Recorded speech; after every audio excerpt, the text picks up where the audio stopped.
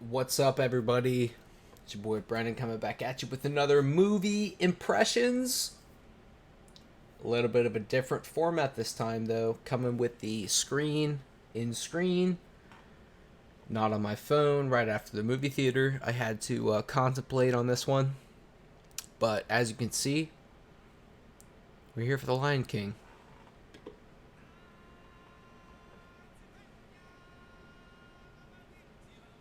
Had to do it to you.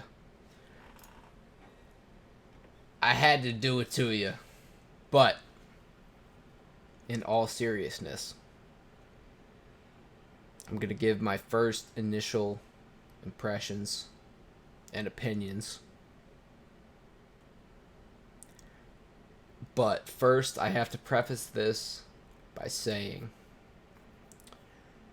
The Lion King is by far, hands down, my favorite Disney movie of all time. So, I feel like after seeing it, I set my expectations fucking over fucking board, dude. So,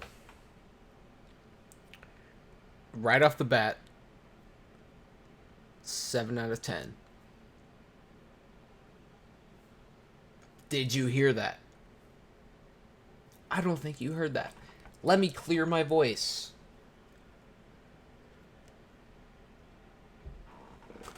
7 out of 10. Alright. So,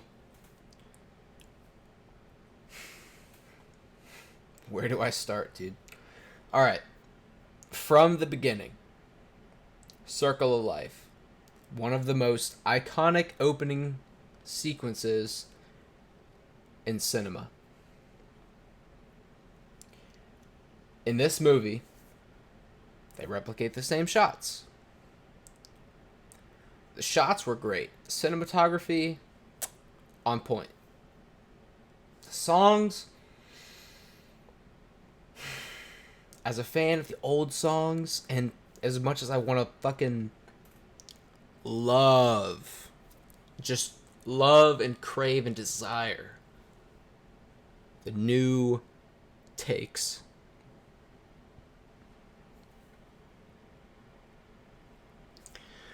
I like him. Okay, I'll say this. Last Friday, right? Can't talk. A week ago, they released the soundtrack, right? With the new songs. I've heard it probably 6 times, 7 times maybe at this point. I like the songs, right? Don't get me wrong. The songs are good.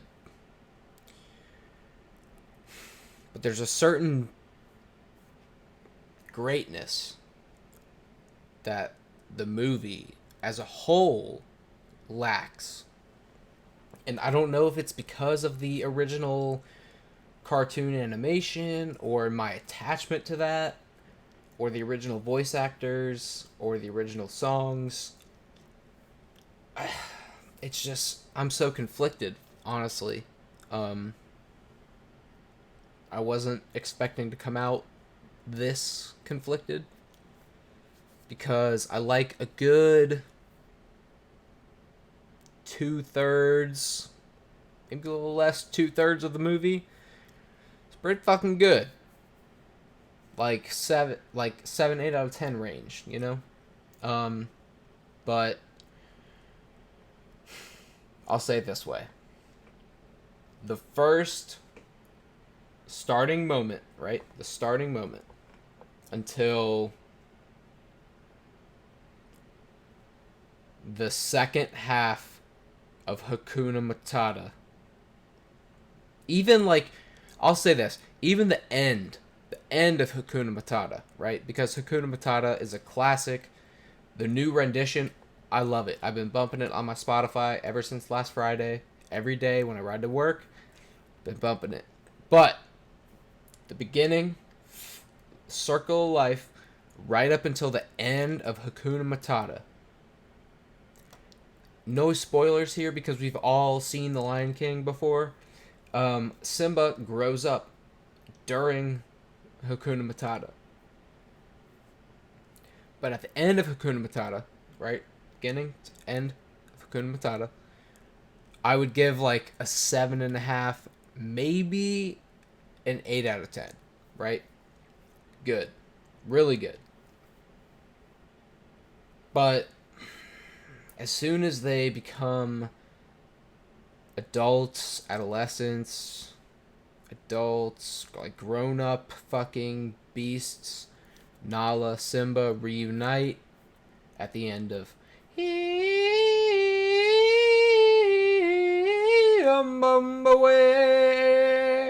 at the end of that song, Nala comes in, reunites with Simba. But I just have to be 100% honest with all of you watching out there, with all of my fans, with everybody out there. Being such a big fan of The Lion King, when they become adults, it just... Donald Glover as Simba does a pretty fair to pretty decent job. But fucking Beyonce as Nala, she... Honestly, like, I have no fucking quarrels with Beyonce. She has a fucking amazing voice. But in this movie, she did not fit. 110%. My biggest flaw with this entire movie is Beyonce's voice acting. Not even the singing, because she sings and it's great. Besides Can You Feel the Love Tonight? We'll get to that in a minute. Her voice acting, oh my god, it's like C grade. C fucking grade voice acting. Man. And like Donald Glover, I'd give him like a B+, because he hasn't done too much voice acting. To give him credit, he hasn't done too much voice acting. But to be in a fucking... the role of Simba, he just didn't hit the levels that I was looking for, or that I remember. But can you really fault him for that? Like... But I've seen a lot of movies, and Beyonce's trash at voice acting. Like, don't do too many other movies unless you're playing yourself as a human character. Playing other things, animated characters, voice acting, it's not your suit, Beyonce. Just don't do it.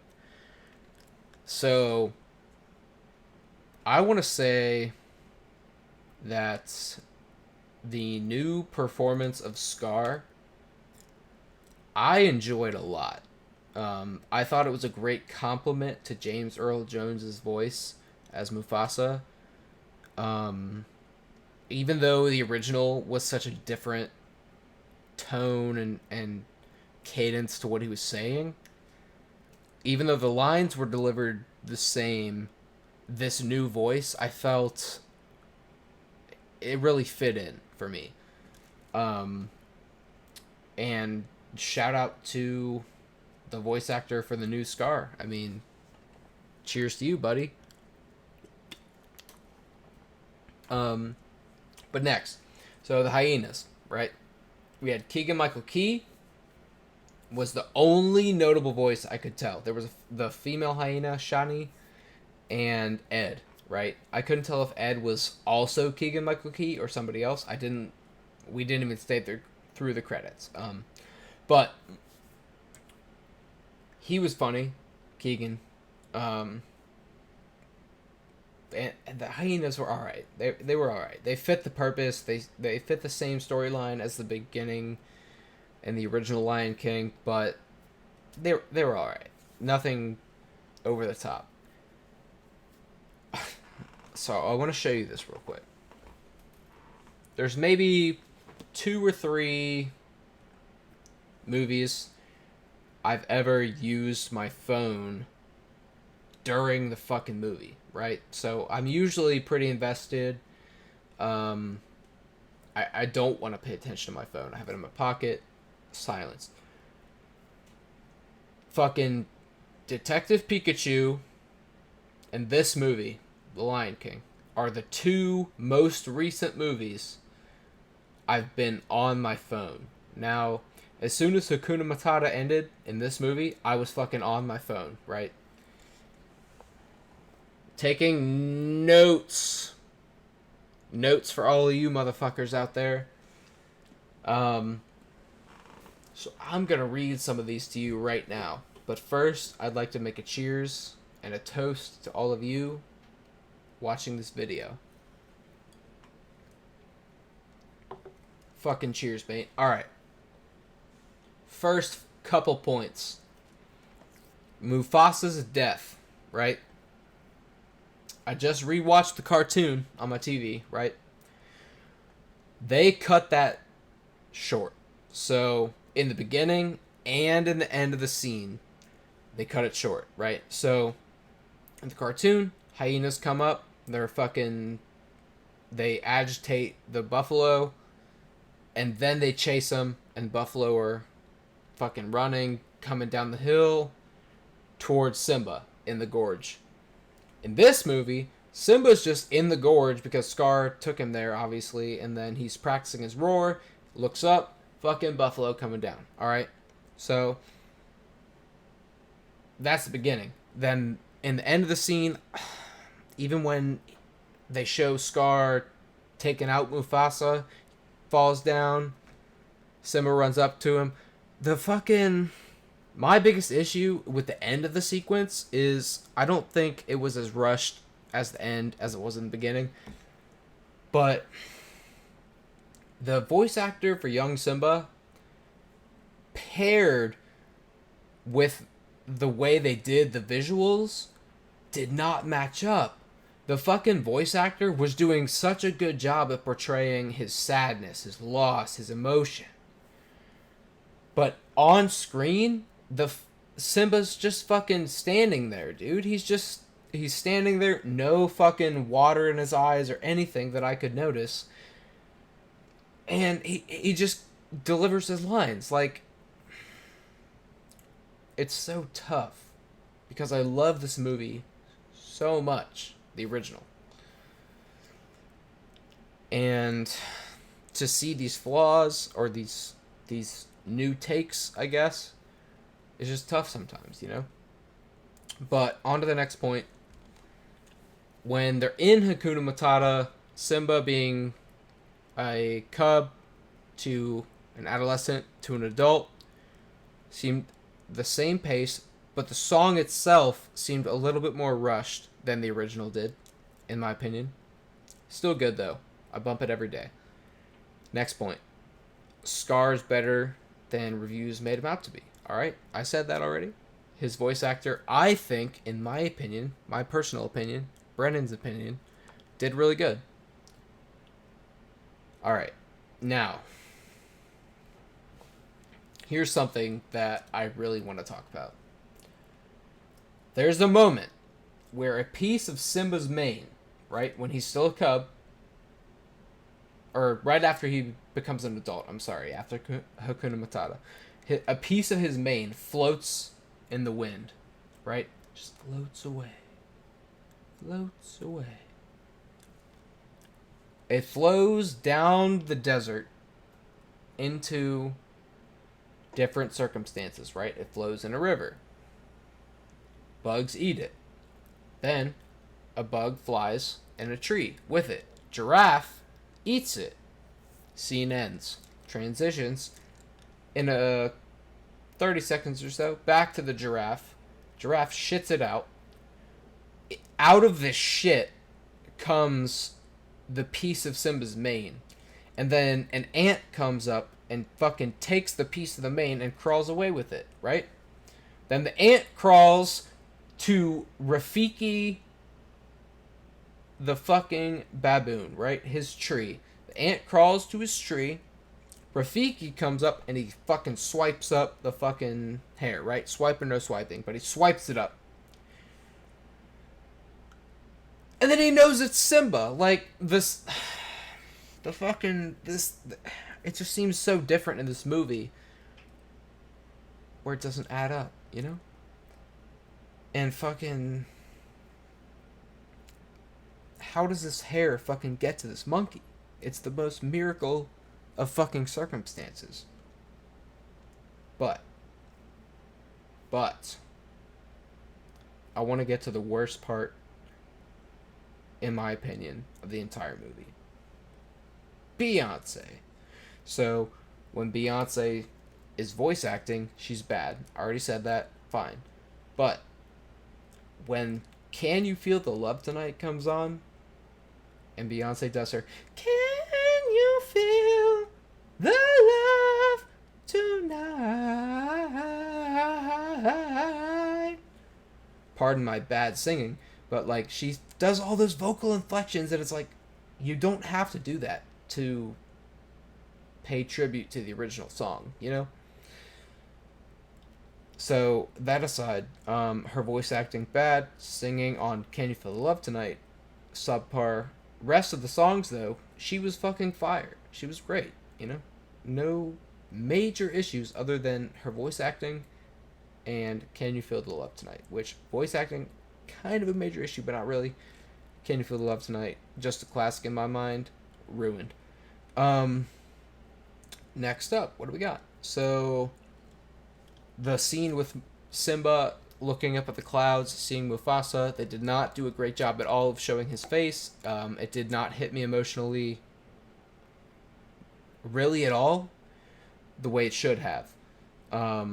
He had a good talk with James Earl Jones, the original Mufasa, but still, the visuals didn't add up and stack up for me.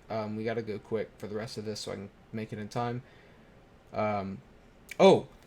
Nala, right? Simba's fucking mate, the partner, his friend, best friend in the early movie, mate in the later movie. She says, I laugh in the face of danger. I do not remember Simba saying that in the entire movie. Somebody clip it and point it out if I'm wrong, but I don't remember him saying that in the first half. I was paying attention, but I do not remember it at all. That kind of bothered me a little bit. But Timon and Pumbaa, fantastic. Seth Rogen as Pumbaa.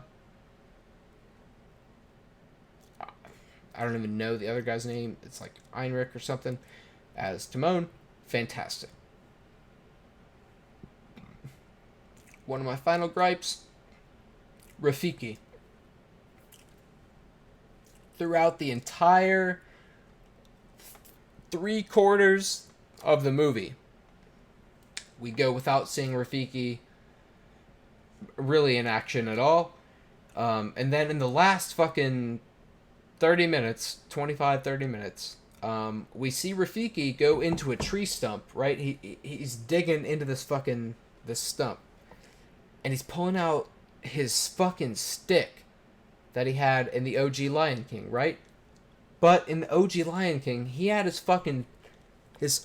oh yes, the fruit, crack the fruit, spread the fruit on Simba. He had his stick ready to go, right in the beginning of the movie. So, where the fuck has this stick been the whole time? So, like, these small gripes, but these big gripes at the same time for such a big fan. And finally,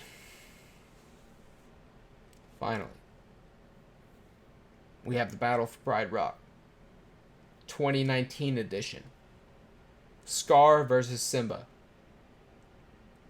I honestly thought it looked fantastic. The fucking lions fighting the hyenas. Timon and Pumbaa fighting the hyenas. Look, Rafiki fighting the hyenas with his fucking stick when he did come in with a stick. Dude. So good. The ending with Simba and Scar, I mean, if it was exact scene to scene, the original ending, right? Simba lets him go. Scar falls. Scar gets up. Hyenas come in because they heard him saying he didn't actually like the hyenas. They kill him. So, same exact scene. It was fine. Nothing too great. And then Simba climbs up on the rock. The music comes in. That's pretty powerful. He roars. Fucking, they go into celebration music. And Simba and Nala's baby In the Hands of Rafiki comes up, and next movie. So overall, I know I just ran through that shit, but 7 out of 10. Lion King, go see it. If you're a fan of the original, go see it. Let me know what you thought of the movie down in the comments. Feel free to leave a like if you enjoyed the video. Dislike it if you hated that shit. But mainly, like, let me know what you thought about the movie. As big of a fan of Lion King, the OG, as I am, let me fucking know what you thought about it. I want to talk to you. I want to comment. I want to discuss this shit. But yeah, that was my impressions and review of Lion King 2019. Disney. I hope you all have a fucking amazing night, day, whatever time it is you're watching this video. But yeah, this is Brennan. I'll see you on the next one, and peace out.